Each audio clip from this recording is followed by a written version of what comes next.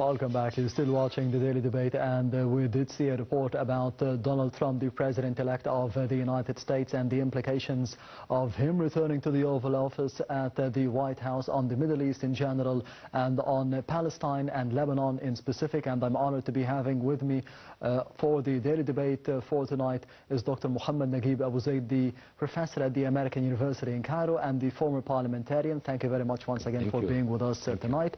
The main goal of Donald Trump nowadays, and maybe in the upcoming few months, in January to be more specific, is to be having peace, regaining peace in the Middle East, or supporting his allies in Israel?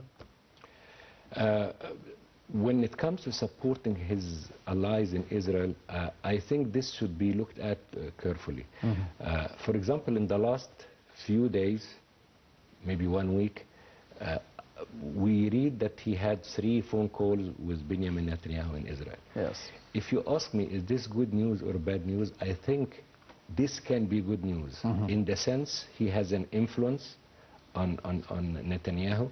He will be able to work out some kind of ceasefire or stopping of the aggression, and that has to include some kind of agreement with the way to handle Iran. Yes. Because many people are speculating that during this transition from 5th of November until 20th of January of next year, Israel may attack Iran big time, and here we're talking about big massive one. I don't think this will happen because he's trying to contain this. You asked something that's quite difficult to predict, but it's a very important point. Yes. Supporting allies in general, some people having concern about Trump when it comes to the membership, imagine, of the U.S. in the NATO, in the international organizations.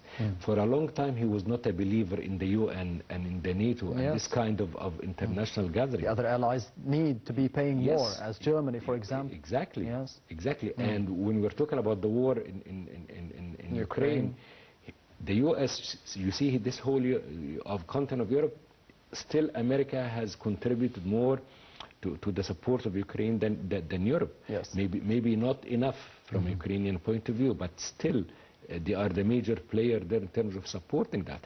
So people are asking themselves, will he maintain the coherence of Europe? Will he try to pull out, or some kind of gradual kind of surrender from some of these kind of gathering? I'm talking here about allies in general.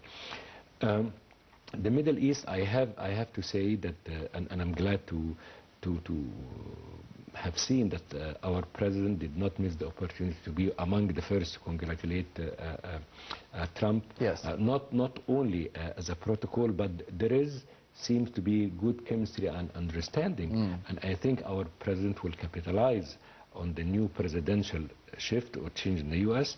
to try. You asked me earlier about Malaysia.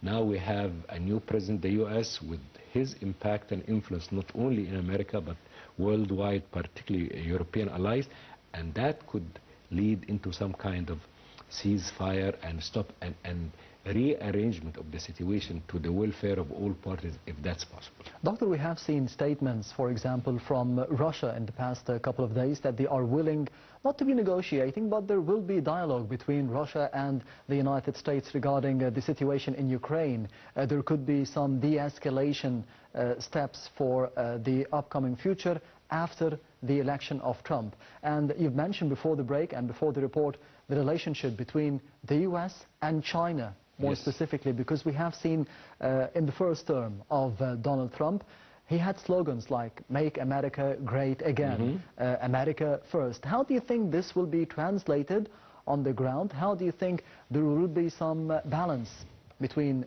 the relationship of the U.S. and Russia and the U.S. and China, both politically and economically? Again, another very good question. Thank you. I think the way that Trump operates, first, China has been for a long time one of his biggest concerns. And there has been a lot of issues. I know you know them, and the viewers perhaps remember them. Yes. And about fees, about China, and some kind of fines, and there were a lot of Chinese goods sitting in American harbors for a long time. Yes. I think also China congratulated the American president, and they will work out some kind. All parts will try to work out some kind of agreement in this regard. What will happen here, and that's only a prediction, is that some different kind of tariffs, some kind of different kind of agreement about how our goods going to go from here to there, and encourage also the American goods to be prevailing in many of these countries.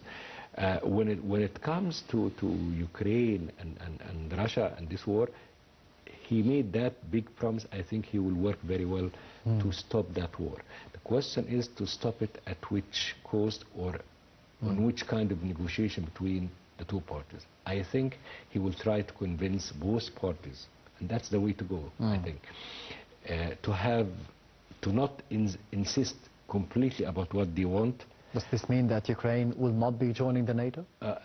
I think now, as I see, I think there has been even some talks in the European allies themselves, the NATO, and the Secretary General. A few days ago he said this, he cannot see that happening very soon. But more importantly, in my view, than joining the NATO now, is to try to stop the war. And some of the land, the Ukrainian land, has to be restored back. And some kind of compensation for reconstruction of the land that's damaged. I'm talking here about Ukraine, I'm talking about Gaza, I'm talking about Lebanon. Yes. And here, what I'm saying here is where the businessman will be able to talk and work out some deal in which he would not lose. That's how I envision things. And China has to think twice about how to work this thing. What's worrying not only Trump but the American administration, current and perhaps future, is this last 10 years there has been an escalation or increase in the power of China, military power, and how much this represents a threat.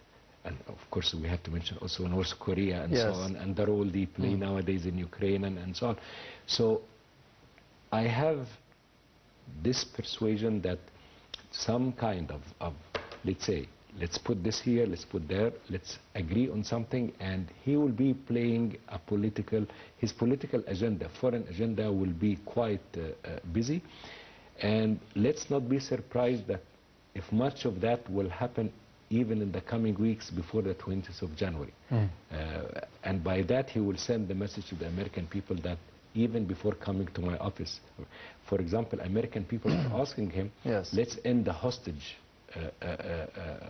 dilemma and problem in Gaza, in the coming few weeks. Yes. How would that happen? I think it will happen through some kind of, and again, that will highlight... Would he aim for a ceasefire? Ceasefire first or a truce? Yes, truce and ceasefire, these are the two.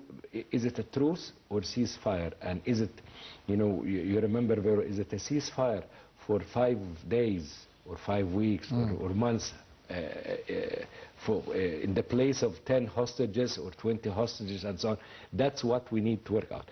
But you and I think we'll have to agree, once there is a stop or a ceasefire, even for a short while, that will be the start of a longer one and will give space to...